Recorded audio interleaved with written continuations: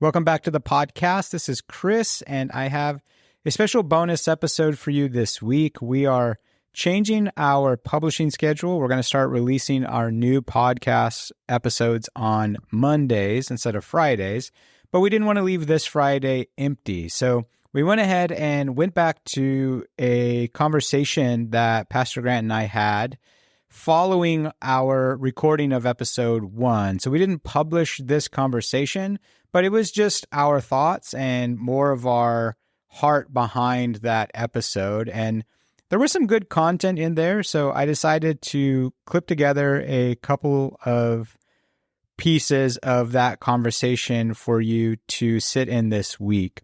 And so just for some context for you, I'll go ahead and read the psalm for that episode so that you'll know exactly what we are referring to when we're talking about each verse. So this episode was Psalm 131, a song of ascents of David, and it reads, "O Lord, my heart is not lifted up, my eyes are not raised too high. I do not occupy myself with things too great and too marvelous for me. But I have calmed and quieted my soul, like a weaned child with its mother. Like a weaned child is my soul within me. O Israel, hope in the Lord, from this time forth and forevermore." All right, enjoy the conversation. Thanks again, guys. We will be having a new episode drop on Monday. Take care. I read Spurgeon's, he had a sermon on the Weaned, the verse 2. So he had a sermon on it that I read. And he mentioned David and how we look at David and we see his life and his rise to power, which is kind of a weird one when you look at it. He didn't really point that out, but his point was he was perfectly content in all stations. He said he was perfectly happy to be out in the field as a shepherd boy. That's where he was. And then he was just bringing his lunch. And we might think, somebody of ambition might think he came, here's my opportunity. As my opportunity. Oh, now I'll shine. I'll show all of them. And he was just, again, in every station, wanting to do his best, wanting to honor God. And so in this situation, he showed up and he just looked around and went, this is not God honoring. Are you letting them mock God? Right. And that's all. His zeal for God and to honor him led him out to face Goliath. Because I don't know that very many people's ambition. I don't know that David, if that is the storyline, which I don't believe, the storyline is he was just really ambitious. Well, he had all of Israel, the best warriors, very ambitious men saying, nope, not me. So none of that is David saying, I want it. And he didn't point this out. Spurgeon didn't say it. At least I didn't read it. I don't want to say he didn't. But then I was thinking about the opportunities when David was on the run. He honored Saul every chance he could get. And when he had the opportunity to say, in this moment, I can finally have all the things that I've dreamed and hoped for. This is my moment. I can take his life while he sleeps. He didn't. And so that it reveals that his heart was, I'm content to be on the run. Now he's crying out, we know from the Psalms, depressed and worried, why I have so many enemies and things are not shaping up the way that I might have thought. But through all of that wrestling and groaning, we see through his life that he was patient and he was going to do his best to honor God in every season, not trying to take more than he ought. That's, comes to mind my shortcuts. When you're taking shortcuts to where you want to go, right? That's great for a road trip. Certain times, and it doesn't mean success can't fall in your lap. That doesn't mean that's wrong, right? But to not build the character you need to build at each stage, you really aren't ready for what God has next. And so to shortcut that, every example of the Bible where that happens, it is not good for God's people. Right. Abraham takes a shortcut to God's promise and creates a multi-generational war that is divided people of faith. Still, we see this. David, again, the shortcut with Bathsheba He had other wives. He had other beautiful wives. Really is what undoes his kingdom later. So later he blows it, but that not trusting God has what I need right now. I could turn it all over. Desire, lust, longing. It's all I can. God will meet that. That's where we get into trouble. And that's a heart that is not trusting in the Lord now and forevermore. Right. That urgency. I have to do this now, even though God hasn't really opened this, or even though it may not be true. Right. We've not been weaned. We're not calm and quiet. Right. We're not trusting, and our heart is set on that. I have to have that to be where I should be, I believe, and so I'm willing to do probably some immoral things or unrighteous things to get there. Right. And miss what's in front of me. So for fathers, yes, we need to care and provide for our families, but at the expense of raising our kids, that's a failure. Right. That you will not be happy with a bigger paycheck if your kids did not have their father. Like, that is a failure. Right. And all these kids, church, same thing. Whatever my ambitions are, if I chase the wrong things, don't trust God's timing, and don't do this with the right heart to see the glory of God, to worship him, and just do things to build a crowd, it is not going to last. Right. Yeah, mine, when you were touching on shortcuts, that hit me. And I think that's why with the heart calmed and quieted right at the end here, that's what hit me the most out of all of them. And I see it in my son, who it's the little kid version of the grown-up me. So it's kind of cute and funny when it's a kid, but when I see it in my own heart, it's like, man, I should have quieted that a long time ago. I'm impatient, so I'm a dreamer. I always want to plan out and dream and scheme and create things, but I'm always wanting to see the end. I'm always wanting to get to the end of it, to know how it turns out. As a creator, there's some of that naturally built in of, I need to know, because this is where my family's income comes from. So I need to know if I'm going to pursue it, there needs to be an end to it that is fruitful. And there's so many things in the day and age we live in. There are so many things that I can spend my time pursuing. A lot of them aren't going to work, but some of them are. Kind of like what you say, hey, you have this idea or this mindset or this, I don't know what to call it, a motto, so to speak, of if it's worth doing, just do it. And we'll see. We'll just throw darts and something will hit, something will stick. Start. And that's kind of how I create things. The success I've had, I don't ever toot my own horn. The credit goes to God, but at the same time, you just kind of go, well, I pursued a bunch of things and I just kept pursuing the one that had the most traction. But I get really impatient in all of that. And then you start to let the worry and concern come in. And so there's a level of, it's not just ambition. And I would say that the root of it is trusting in God, but there's sin involved in I've not learned. And then I'll equate it to what I was sharing with you. I've not learned to savor and enjoy God, right? Like, it's the milk that I am really wanting. And the weaned child is just as happy to be embraced in the mother's arm, right? Mm-hmm. They've learned to say, I don't need the milk. It's just here and now. I don't know when lunch is coming, but I'm just with my mom and I'm okay with that. But I'm always wanting lunch. And so with my son, I see it, he has this thing with books where he really has, he just doesn't like uncertainty. Ooh, it really bothers him. And he gets really uncomfortable. It gets so uncomfortable that he has, I don't think he really knows how he's even feeling. I think he starts to feel scared and over things that aren't scary in a book. But he just wants to know. And that's the thrill of the book. And that's what makes it fun. The adventure. So that's what me and Carrie, that's what we're always telling him.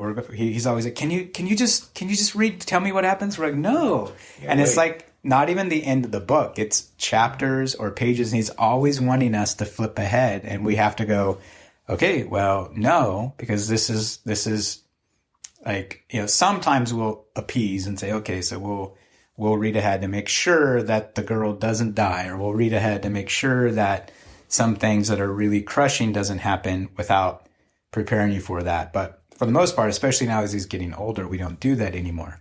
And he'll often choose not to keep reading. He'll often say, well, then let's stop. And, well, I think God's doing the same thing with us. Right. That's what I'm saying. Yeah. I have the same thing with our girls where they feel the emotions of it. And I recognize it's that saying that I'm going through it. And God's all like, trust me. Mm-hmm. I know how this ends.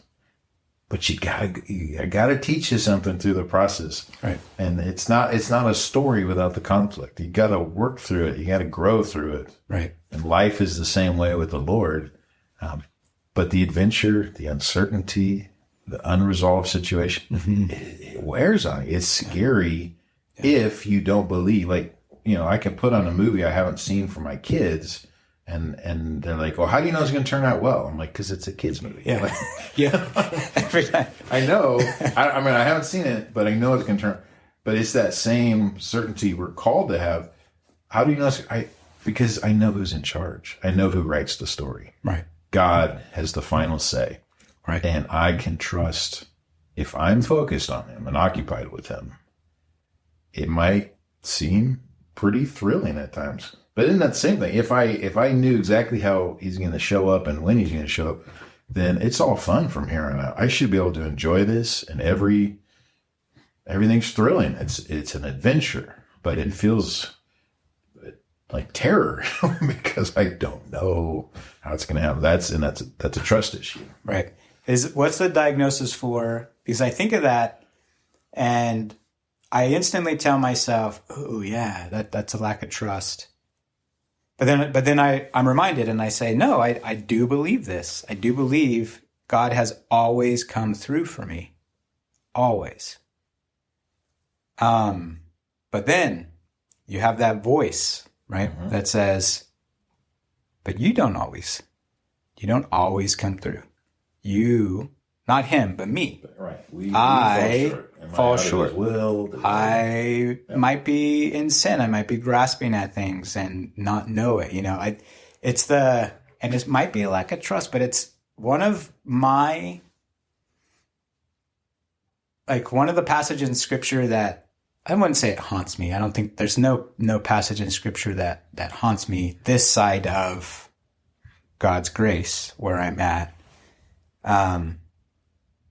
But very concerning. And not that I feel like I'm somehow not in God's saving grace, but it's Samson's story. Or that small phrase of, and he didn't know. Mm-hmm. Like he wasn't aware.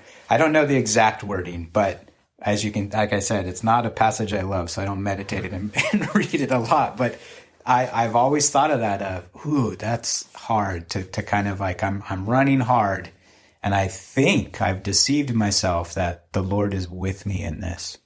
And nothing's quite working out. And so that eats away at my trust. I know he'll come through, but will he? Because what if it's me running? So you know what I mean? There's some broken theology in there, some practical theology that's wrong, but what would you say to that? That's the pain. Let's take another example, because I was actually thinking about Samson, sitting there where he has another moment of God's strength returning to him. Right. But he had to go through the consequences of his actions. Our God is not a get out of jail free card. He changes our eternities.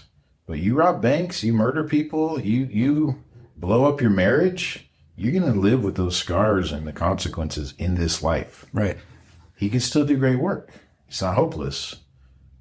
So there is a side of it when we have to understand, and I struggle with this too, because I feel like so much of my call to ministry I ran from originally. I wish I had done different things educationally. I can look back to a lot of those things, and And I wonder, what if I had done things right? Well, that'll drive me crazy. So my only real answer to that is to be honest before the Lord. Lord, I have done these things wrong. Like if it's in the back of my mind, I did blow this. Man, I wish I could do it different.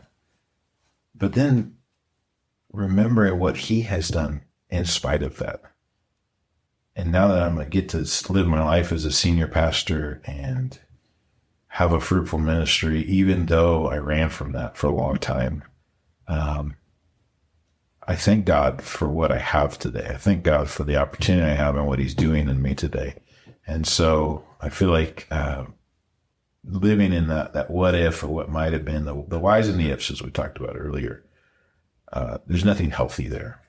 And so now it's what could God do here? I can't go back there. Can't start over, but I can start today. And God will factor all that in. My ministry, the strength of today may be in the lessons I learned, but it might be a different future. I have to deal with that. Right. No, if you've ever done work with brothers in prison, you'll find some Christians are some of the strongest, most wonderful Christians you ever met, and they will never have a ministry on the outside of those walls. Mm-hmm. Wow, what a little place to be. And then to watch their strength as they say, all right, I'm going to praise the Lord, and I'm going to lead my cellie to the Lord, and I'm going to grow and try to encourage the people I have contact with. Like I'm so amazed by their courage and their willingness to see what God could still do in their life. So that's my only thing. It is saying, all right, let me not miss what you are doing now. Even though you had to work around my mess, and I get to celebrate. And to me, it's really, Romans 8:28 through 29. We always quote Romans 8:28. We know all things work together for the good of those who love him, are called according to his purpose. We almost never bring in 29. And so we use 28 as a club to pound people over the head with who are hurting and asking these questions. And they're like, wait, this isn't good. Cancer is not good. My failure is not good. These things are not good. And it's unfair to say, no, it's good. God's word, because it's not good, clearly. Mm-hmm. This is not good. It's not God's best blessed plan for whatever reason, a fallen world or all failure. But he does say also the good that's happening is he's using all these things to conform us into the image of his son. Mm-hmm. And you keep reading, to make us more and more ready to sit at his table for all eternity. Mm-hmm. And so that's when and God's worked with me a lot on this. That's when I said, all right, Lord. And I wept when God put all that together in my heart. And I said, all right, Lord, I wish I didn't have to be so much of a bother to you. I wish I could have just read your word and trusted you and grown on what seems to be the best plan. But I'm so grateful that you know how to take a mess and conform him to get ready for what really matters. Mm-hmm. And it's not here and now. And so if I never have success that I dreamed of in this life, I have a seat at your table forevermore. And what you're doing still matters here. So it is a much longer view. Mm-hmm. Our consequences, the consequences of our actions do change our futures here, mm-hmm. but they don't change our eternities. So, yeah, it doesn't resolve all that. Well, I wish we could erase it. And how many spots back in your life would you like to go back to and have a duo? Mm-hmm. So what I love about a video game, I could save at certain points and not make the same mistake again. Yeah, I don't get that. Yeah, and that's but he's gracious. I think that's why verse 3. I think that's why it's. I mean, it's literally what it says. We're talking about quieting our heart, calming our hearts. And I think there's no answer for it except for hoping in the Lord, right? So it takes our eyes when we're looking at God coming through. That's still me wanting the milk, right? I didn't know that he wasn't with me. That concern of Samson. It's still very much but I'm still like kind of going, but I need you to spoon feed me all the way through. And I need you to meet all of these like hopes and desires and dreams that I have, when it's, again, to go back to Spurgeon, it's the child who's been weaned, who enjoys the mother's presence. And so I'm looking at it and going, so then how do I quiet my soul when I'm thinking, but what about me? So then I go, well, just dig further down, and then you get the cross, right? So if there's any doubt of, will the Lord come through even in spite of myself? What if it's my fault that all of this stuff is happening? Yes. And that's why the cross. That's why Christ went there. There isn't a second death. There isn't a second time. Like, Christ isn't going to say, oh, I have to do something else for you. He already did it. He already did it all. And so if I'm filling in these answers, right, calm and quiet my soul, remind me that you died for me. Remind me that you defeated sin and death on my books. And so, yes, I'm failing and my life might get hard. But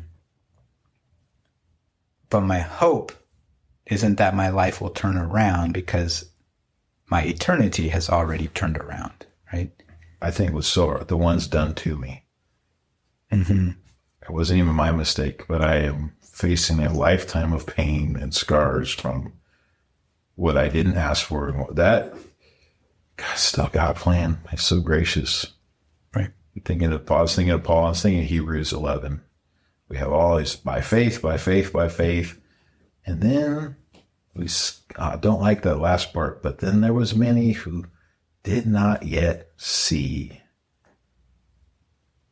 in this life. Mm-hmm. But in eternity they do. And it's a tough one. It's a tough one.